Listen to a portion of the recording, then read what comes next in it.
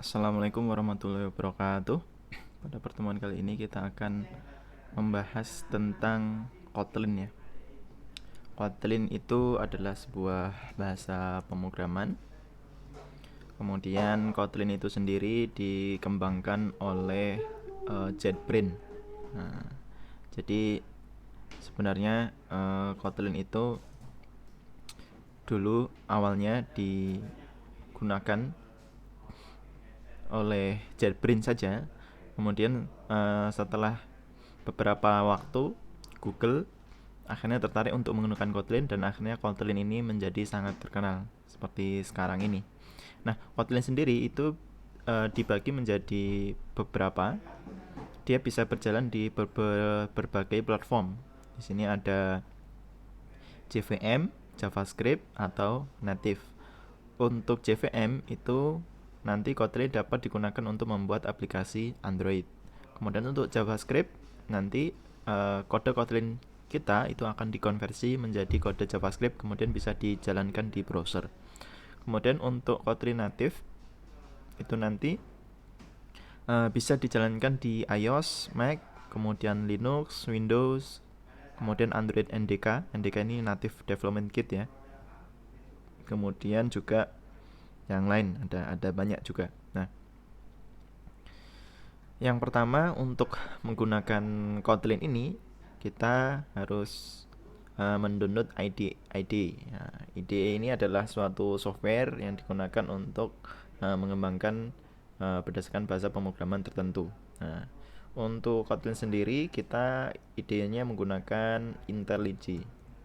IntelliJ IDEA.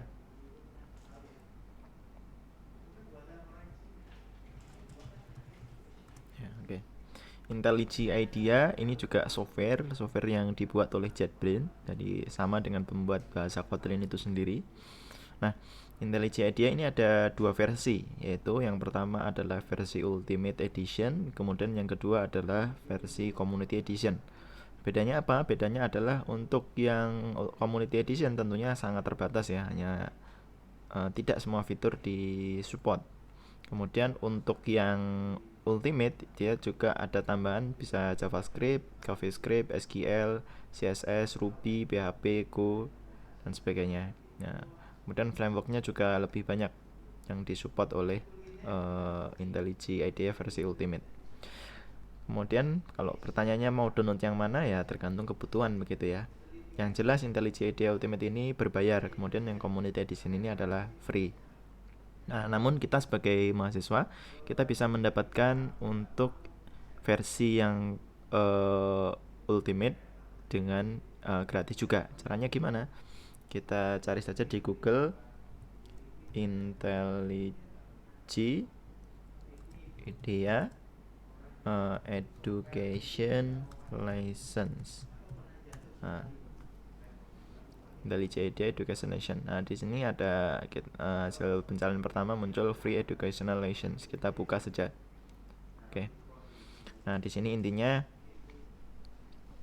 Anda bisa mendapatkan 1 tahun, mungkin juga bisa diperpanjang nantinya untuk bisa mengakses menggunakan software ini secara gratis. Kemudian klik Apply Now. Nah, kemudian isi. Karena sebagai mahasiswa pilih I am student. Kemudian levelnya undergraduate ya. Ini untuk S1, vocational ini D3 ya. Kalau graduate ini S2 atau S3. Ini kemudian secondary ini untuk SMP atau SMA. Pilih undergraduate. Kemudian apakah computer science ya, karena di ilmu komputer ya jawab saja ya. Graduation date ini kira-kira lulusnya tahun berapa begitu ya. Ditulis saja di sini. Kemudian email address, pastikan emailnya menggunakan @amicom.ac.id atau @student ya, kalau mahasiswa @student.amicom.ac.id. Kemudian nama lengkap di sini ditulis, kemudian country Indonesia dicetak. Ini jangan dicentang ya, karena I'm under 13 tahun. Kalau di umurnya di bawah 13 tahun ini dicentang, tapi kan di atas 13 tahun ini nggak usah dicentang. Kemudian ini centang, kemudian juga dicentang. Kemudian klik apply. Nah, nanti kalau sudah berhasil, sudah klik apply, nanti akan muncul seperti ini. Kita masuk ke account ya, account. Nah, masuk akun. Nah, seperti ini punya saya. Nah, saya juga mendapatkan sebagai dosen juga bisa mendapatkan ini. Kemudian di apa saja yang free? Ada banyak sekali ternyata. Ada berapa? Ada 1 2 3, ada 15 ya, 15 software yang gratis. Ada AppCode, .trace dan seterusnya. AppCode ini untuk mengembangkan aplikasi di iOS ya. Kemudian di sini ada IntelliJ IDEA, yang penting ini sebenarnya. Ada WebStorm atau mungkin ada PHP Storm, ini kalau Anda membuat web ini juga bisa digunakan. ReSharper ini Anda untuk membuat aplikasi basisnya Windows juga bisa pakai C# ya, C# atau C++. Nah, bahasa C juga ada juga sebenarnya, bahasa Go juga ada. Jadi banyak yang disupport. Nah, nanti Anda pilih yang IntelliJ IDEA Ultimate dan Anda bisa download. Setelah download, kemudian diinstalasi. Setelah diinstalasi nanti diminta untuk masukkan emailnya. Nah, email yang Anda daftarkan di sini tadi Anda masukkan di situ. Nah, sehingga secara singkatnya nanti setelah instalasi sudah selesai, nah Anda silahkan dibuka aplikasinya. Nah, IntelliJ IDEA ini saya buka di tempat sini sudah diinstal. Nah, ini halaman awalnya. Ketika untuk membuat project kita klik create new project ya. Kemudian akan muncul seperti ini. Nah, kita gunakan Gradle. Nah, Gradle itu adalah suatu build alat untuk melakukan build sebuah project gitu ya. Nah, kita pilih Gradle. Ada Maven, ada Gradle, tapi sekarang kita gunakan Gradle. Di Android sendiri juga menggunakan Gradle. Nah, lebih mudah Gradle sebenarnya. Kemudian pilih yang mana? Kita pilih Kotlin JVM ini ya, Kotlin JVM. Kita klik next. Kemudian kita beri nama projectnya, misalkan di sini adalah project pertama. Nah, kemudian lokasinya di mana? Nah, silakan ditentukan foldernya di mana. Nah, ini. Kemudian package-nya apa? Ini bisa diganti, bisa tidak. Karena ini project pertama kita, di sini akan saya ganti menjadi com.amicom. Nah, kemudian pertama. Nah, ini bebas sebenarnya, tapi yang jelas dipisahkan dengan titik ya. Hanya bisa huruf saja di sini. Kemudian silahkan klik finish. Oke, dia pertama akan melakukan download dan konfigurasi. Mungkin cukup lama. Jika memungkinkan juga nanti yang jelas siapkan koneksi internet. Nah, di sini kita lihat di sini dia akan melakukan download beberapa yang diperlukan untuk membangun project pertama ini. Kemudian di sini untuk strukturnya sendiri kita lihat di sebelah kiri ini ada project, diklik saja sehingga kita bisa melihat file-file yang ada di dalam project kita. Kita tunggu sampai download selesai. Kalau sudah selesai nanti ini sudah siap. Jadi kalau ini belum selesai, ini nanti di sini masih belum sempurna dan belum siap untuk digunakan.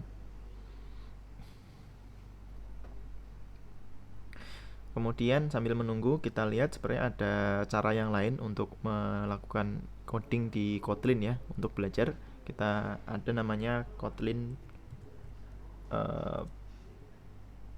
play lang. Nah, kita cari aja. Nah, di sini play.kotlinlang.org. Kita buka saja. Nah, ini kita bisa melakukan coding di sini. Kemudian sebenarnya ini bisa langsung kita running ya.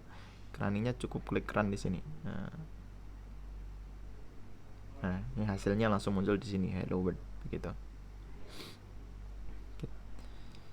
Kita lihat apakah sudah selesai. Nah, ini masih download. Baik, sambil menunggu kita bisa mencoba mengganti data yang ada di sini ya. Misalkan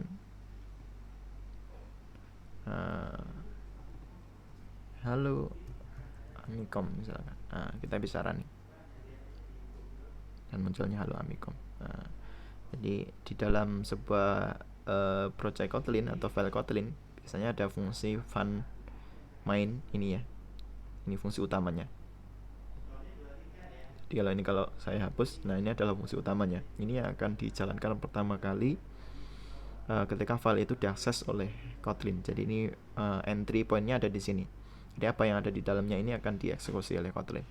Nah, kita klik run, nah, akan muncul hasilnya. Baik, nah ini sudah indexing, ini langkah terakhir.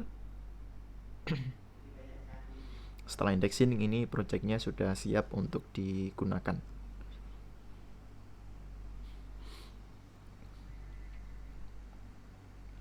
Sambil kita menunggu.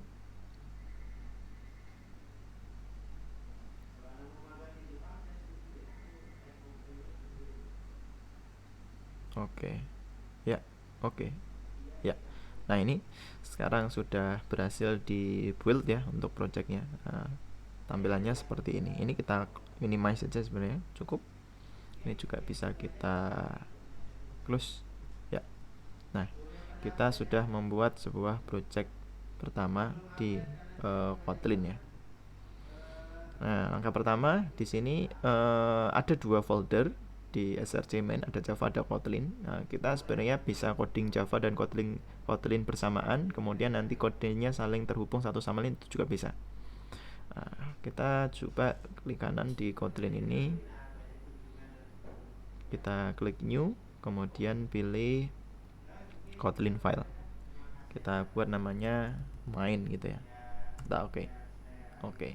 Di sini kita membuat sebuah file baru Kotlin ya. Kemudian seperti yang saya jelaskan tadi, seperti di Kotlin lang tadi, kita membuat sebuah fungsi dulu pertama kali. Nah, fungsi inilah yang akan nanti dipanggil oleh Kotlin ketika dijalankan. Nah, untuk menjalankannya kita tinggal klik tombol berwarna hijau play ini ya di sebelah sini. Nah, kita klik, kemudian klik run main kt. Nah, karena fungsinya masih kosong ya, kemungkinan hasilnya juga kosong gitu ya. Ya, masih kosong. Nah, kita bisa menulis misalkan print hello world. Nah, gitu ya. Nah, kita running lagi, klik run. Nah, harusnya muncul hasilnya di sini. Oke. Nah, sesimpel itu sebenarnya untuk bahasa Kotlin. Kalau di Java mungkin Anda masih ingat di sini ini cukup kompleks ya di sini untuk fungsi utamanya untuk bisa berjalan. Baik, untuk selanjutnya di Kotlin itu ada namanya variabel. Variabel itu ditentukan dengan 2 cara. Ada bisa menggunakan val atau menggunakan var. Nah, misalkan saya akan membuat sebuah variabel nama begitu ya. Nah, kita bisa menggunakan val, kemudian nama. Kemudian nama ini bisa kita isi dengan misalkan nama saya Afrik Aminuddin. Nah, oke. Kemudian nama ini bisa langsung kita cetak di sini. Nama. Nah, sudah, kita klik run ya. Kita klik run. Nah, kira-kira apa munculnya? Afrik Aminuddin ya, sama. Jadi untuk Kotlin ini kita tidak perlu memberikan titik koma ya di belakang seperti bahasa Java. Mungkin kalau Java diwajibkan, kalau di Kotlin sudah tidak lagi diwajibkan. Kemudian kita juga bisa menggabungkan beberapa kata gitu ya. Misalkan di sini saya buat lagi var usia. Misalkan di sini saya buat 28 ya. Nah, kemudian kita gabungkan di print ini. Misalkan nama saya Afrik Aminuddin, usia saya 28 tahun misalkan. Nah, maka caranya adalah begini. Kita buat double quote, ketik saja nama saya adalah, kita pakai menggunakan dolar ya, dolar nama. Dolar ini untuk mengakses variabel yang ada di luar. Dan usia saya adalah dolar usia kemudian tahun gitu ya. Nah, coba kita running kembali. Run main Kotlin. Oke, nama saya adalah Afrika Minuddin dan usia saya adalah 28 tahun. Jadi nama dan usia ini diambilkan nama dan usia yang dengan dolar ini diambilkan dari variabel yang ada di atasnya. Nah, sangat mudah bukan? Oke. Kemudian tadi kita kembali ke var. Apa bedanya var dengan val? Kalau val itu maka variabel itu sudah tidak bisa diisi ulang atau diganti datanya. Jadi ketika sudah saya tentukan file nama seperti ini, kalau misalkan di bawah di sini ya kita kita buatkan ulang ya, file nama sama dengan misalkan Andika begitu ya. Nah, ini akan terjadi error. Kenapa error? Karena nama ini didefinisikan menggunakan file. Namun untuk usia ini bisa diganti. Misalkan usia, oh ternyata salah, ternyata usianya 17 tahun misalkan. Maka bisa diganti. Mungkin ini saya pindah ke bawah ya.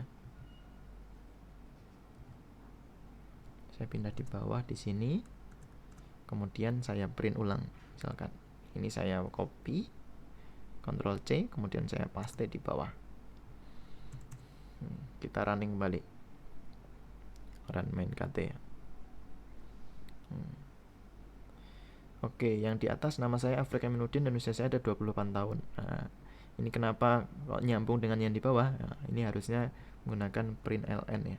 Nah, ini juga sama. Kita running kembali. Run main kt. Oke, nama saya adalah Afrika Minuddin dan usia saya 28 tahun. Ini yang pertama di sini. Kemudian di sini usia saya ganti datanya. Jadi usia sama dengan 17. Kemudian ketika di print kembali yang kedua, maka munculnya nama saya adalah Afrika Minuddin dan usia saya adalah 17 tahun begitu. Karena usia kita ganti dengan 17. Kalau namanya diganti bisa nggak kira-kira di sini? Seperti tadi yang sudah kita praktekkan, mestinya nggak bisa begitu ya. Misalkan namanya Andika, ya nggak bisa. Kalau kita paksa untuk running, kira-kira apa yang terjadi? Ya, terjadi compile error gitu ya. File cannot be reassigned. Jadi kalau sudah didefinisikan menjadi file, maka sudah tidak bisa diganti isinya gitu ya. Sudah diisi ya sudah permanen, nggak bisa diganti isinya gitu ya. Nah,